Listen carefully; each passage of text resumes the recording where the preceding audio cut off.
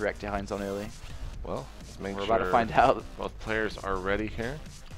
Remember, guys, this is loser goes home. Yeah. Loser goes home here today. This is losers round 1. Yeah. I can't believe that we're only this far in the tournament. It seems like we saw so many games yesterday. Yeah. I mean, the guys that lost the first round yesterday, they only played 1 game, but the winners played, of course, 2. Yeah. So we saw a lot of winner games, but not really too many loser games. That'll fill up kind of the beginning of the broadcast, and then I believe at 4 today is when we kick off the. I think Stefano versus MC scheduled round 3, at yeah. 3:34 around that time. That'll be over on the main stage, and I think the other match shown after that is going to be Symbol against Pult, one of the other winners round 3 matches. And then the semifinals for winners round 4 take place later tonight. We'll have one of those on main, the other one right here on Gameplay 1. Those are going to be some insane matches. I cannot wait, especially after seeing DRG versus Pult. I don't know if you caught that series yesterday, Apollo, but it was actually one of the best games here this weekend already. I mean, not just a game. I mean, this whole series was absolutely fantastic. It was a great spectator set there. I was lucky enough to be on the analyzing desk, so I did manage to see it. Nice. It was pretty good. So let's see what Select's going to do. Of course, Antigua Shipyard. This is the version with the gold base too, the MLG version. Yeah. So basically, that says it doesn't really say anything early mid game, but Select's late game is going to be so powerful if he sets up, because it's like on usual versions we've seen GSL, a Planetary Fortress here on a blue base is controls everything. So with a gold base, it's of course twice, 3 times as good. If we were watching Marine King, he has sometimes actually just lifted up and gone straight for that gold. It's one of the reasons why tournaments like MLG and GSL started removing it, is because it put Terrans in such a great advantage early on if you can actually hold it on maps like Metalopolis. So let's see what the Zerg player, he will not be going for that hatchery first. Already getting his pool, but gasless. I think that's, I mean, he's going to expand anyway, but it's the safer version, just in case his opponent did 2 racks, like you said. Right. But he did take the option to get gas instead. So he is just going to go up for these reactor hellions pretty fast, use them for scanning information to kind of make sure that Tefel doesn't do anything funky here. Gas is, of course, followed down by this, but Select has to be so careful, because I think Select is feeling very confident. Very confident going into playing against Tefel, but as long as he gets past the early mid stages. And then, of course, he'll be in his zone, in his comfort zone. Right. Because I feel that he thinks he's a better player than Tefel is, for sure. Right, and I think the majority of the viewers watching definitely feel that way as well. TVZ for Select is very aggressive, but we didn't get to see it at all last game. Really favors that drop play to kind of hurt his opponent's economy. Never really do a killing move with it or anything like that, but always just keeping his drone count in check while it's kind of expanding back at home and then going for a big tank marine push across the map around. I want to say it's the 16 to 18 minute mark, but it might have changed a little bit timing wise as Select. I haven't really seen him play here at MLG for quite some time. Yeah, and on Antigua Shipyard, I mean, a lot of turn players actually don't push at all. I mean, the biggest reason is because they try to take a fast third base, and as long as they just play defensive, their end goal is to get to the late game, especially because of the gold base here. So he may not push at all, but he may. I mean, it's still an option for him to do so. But Command Center on the high ground, and this once again just emphasizing the fact that Select is just playing so ultra safe this game. Just he knows that he can beat Tefel.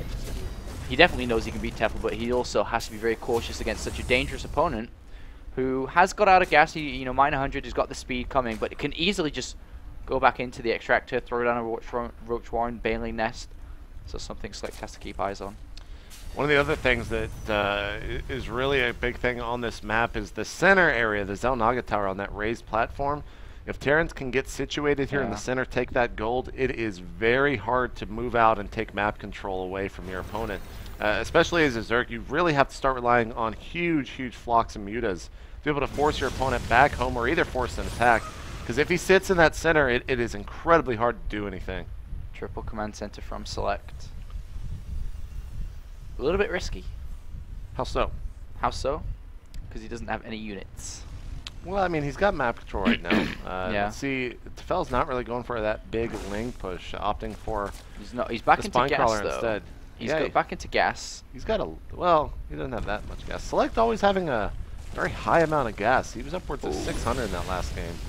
There's a Roach Warren going down in plain sight, which basically says, you know, it's not for aggression. It's more like you are not going to use Hellions. You're not going to try anything funky. You're just going to he might not even make Roaches after showing that.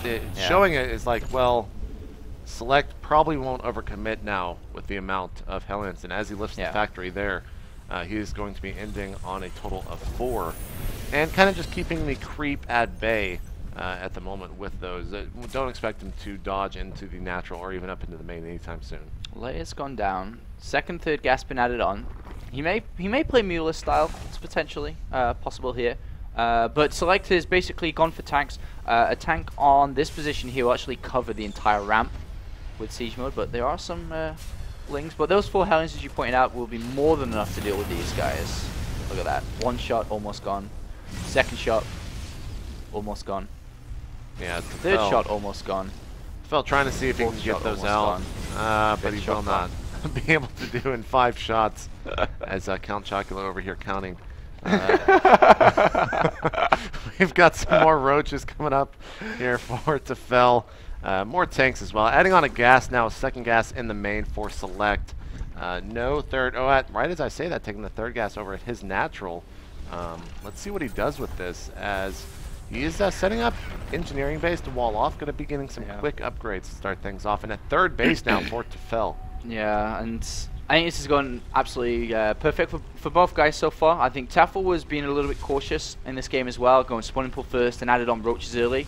Roaches were never for anything, just more than defensive reasons, in case Select had pulled anything funky himself. Yeah. Double Reactor, Hellions, Blue Flame, anything like that. And of course the Roaches are always going to ward off these 4 Hellions. But it was not a big investment for the 4 Hellions to come down for Select. Double Evolution Chamber coming down as well for Tefel, and also an Infestation Pit nice and early. But this is pretty good for both players. Tefel, though, has seen the double engineering base, seen the 3rd command center, so he knows exactly what he's playing against here and can make the right strategical choices. Kind of an odd question, but when you get the Overseer, does it take the new Overlord speed and no, it remains the same. Okay, okay. It's the same. I guess that would just be broken. Yeah. It'd be flying across the map in seconds. Still Hellions out for Select, keeping that map control. Infestation Pit coming down. 1-1 started Pathogen Glands as well. Income-wise, 72 Harvesters here for Tefel. Yeah. That third base is going to be fully saturated in no time at all. And is that the first? I think that is the first starport going down for Select. Yeah. So no Medivacs out just yet. He's adding on a couple more racks and setting up for a third base with a huge timing coming pretty soon with 1-1 stim. I think he already has combat shield. And with that, we'll probably see him move out, I would suspect. Well, or at least he try has to scout. I mean, the thing is, though, if he knew that his opponent is going for a very fast hive here, then I think he may push. But the thing is, he doesn't know, and this could be... Because a lot of Zerg players actually bust on this map, so Select is going to play very cautious. This is exactly how Stefano played in terms of the bust against Pult yesterday. And the reason for Zergs doing that is they're not too comfortable late game. They know that's what Terran want to get to here.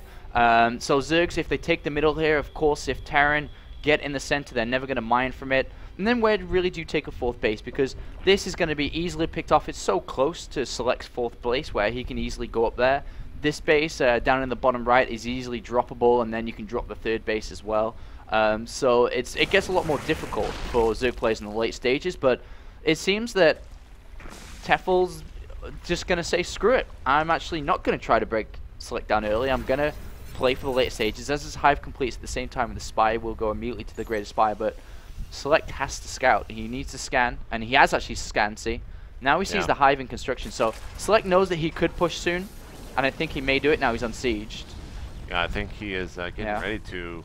But he has to be careful still. Right, the Infestor count already up to 5. That Greater Spire just now started. He's going to try and bring around... Oh, look at this. That's kind of an interesting army position there. Select's army going down south, the army of Tefel going up north. I do want to mention in all the qualifiers that me, Wolf, and Grubby actually casted for this tournament, Tefel's one of the few players that really impressed me from that kind of unknown slot, beating Rhett actually in the lower bracket to qualify, and he is going for a big counterattack here. Moves in, does not see the army. Select actually sieging at the inappropriate time, and he's going to lose a lot here. Tefel moves forward. Those infestors can actually deny this base, or deny those units from going in. He can go inside, but it looks like he wants to fight it with his lings, while the roaches, they're actually going to come down and fight this.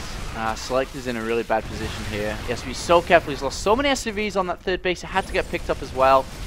And like you said, as soon as Select tries to chase and he clumps his units up, then he just gets fungal growth. Right. So he has to be so careful, especially on this ramp. Yeah, he actually knows that. As you can see him hesitating there. Moving forward. Just keeping only a few units there because he expects the fungal growth to come down. There's one fungal on Medivacs as well as some Marines.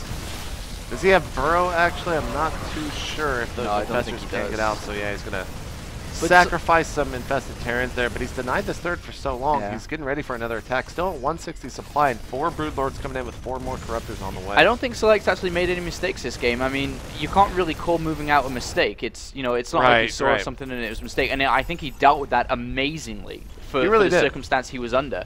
But right now that's put him in a terrible position because Broodlords are now out. He hasn't got what it takes to fight Broodlords. And there they are somewhere down here. Sorry, my episode was pretty bad.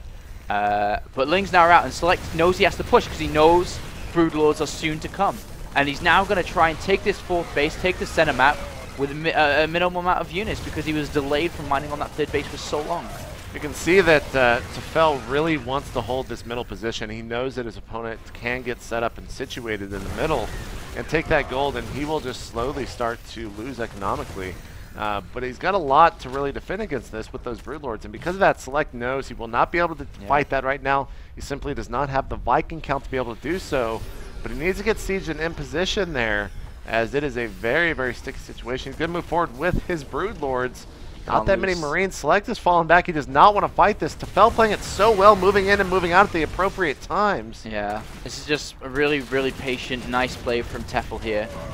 Trying to move up. Oh my god, fungal. Oh, wow. Okay. Yeah. That is not in a good way for Select. Those Lings could be sacrificed basically on those tanks.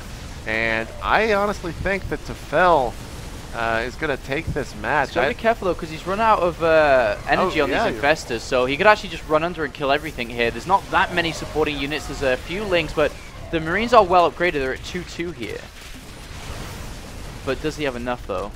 That's the big question. And remember that Tefel's mining from 4 efficient bases here, so has a fantastic economy. And Select's been driven back to the natural. He has a 3rd base. Just a handful of Lings up there would actually destroy everything. Broodlord's doing a ton of damage. Do they have any upgrades on his area units there? I know he is still 0-0. So many Lings rallied across the map. We'll see some infestors joining too. And that 3rd base will not be allowed to mine any longer. Well, no, Tefel's not moving in with his Broodlords just yet, but he's going to send some Lings in and make it lift off. Yeah, he doesn't need to move in. He just needs to keep Select from this base, which he has. And now Select's lost another mining base, and he's in an awful position here, all because of that clockwise movement that they both kind of got stuck into. Right, right. Let's see how many Vikings are currently out. Total of 1, 2 Thors. Those will definitely help. But that is a absurd amount of Broodlords. 8 here for Tefel. Infestors are soon coming. More Broodlords being added in, as well as a huge amount of Corruptors. Select is in just a world of trouble. Yeah, he has to try to save these engineering bases with 3-3 on them as well. And this army's just getting bigger and bigger. Select just doesn't have the economy to build the necessary army to deal with this incredible army that Tefel's built throughout this game. And all credit, you know, to Tefel. I think he's played a great series here. I mean, what game 1, Roach a bust that Select had no idea about, to a game 2 very solid. Well, even the fact that Tefel's just sitting outside is so bad for Select. He can't get into his 3rd base. Those upgrades are super close. He's trying to keep the engineering base repaired. But at the same time, he's losing all of his units there. 3-3 still very, very far off from completing. And look at all this stuff from Tefel, man. He's basically sending these Lings in with the Broodlings to basically buffer the damage. Some huge fungals going in. And I think Select is going to be eliminated from this tournament. Well, it's pretty close. He's lost the supporting units again. Has to return back. Does have a handful here again. Select is going to use his time potentially to move down the ramp. He ideally wants these to complete. And 3-3 will make things a lot easier. Oh, no, he gets one of them at the last minute. Infantry, excuse me, weapons is one of the most important. Okay, it does finish, and he starts armor right away. But he's got no medivacs because these corruptors have been sniping them off. So the armor is going to be very frustrating for Select because he hasn't got the strongest Marines possible. Now he's getting all his SCVs. He's like, oh, I need to break out. He needs a mining base. As Tefel actually bringing an Overlord in and spewing creep down so that that command center, if it lifted, could not land back down. Smart stuff there for Tefel, basically starving his opponent out of this game. Select getting in some repair before most likely trying to break this bust. And as soon as he moves down the ramp, that's fungal. Like 1, 2, bam. You know, Select is in a world of trouble. And that's basically what Tefel's doing. He says, you have to come kill these Broodlords. You're trying to build Vikings, I have Corruptors. It doesn't matter. Come down this ramp and get your fungal growth. Moving in. He's got a total of 9 infestors right now. Could even just throw some fungals away. You see a couple of theirs just going in. Tefel, I honestly feel manhandling Select here in this match. Tefel is only just now expanding to a new base in the top right, top left, sorry. Select is holding on very well. These stores being so cost efficient here. They're all got over, I mean, together they have 50 kills. One floor goes down now, and a second is going to follow. Look at the Broodlords, just there's too much damage output here.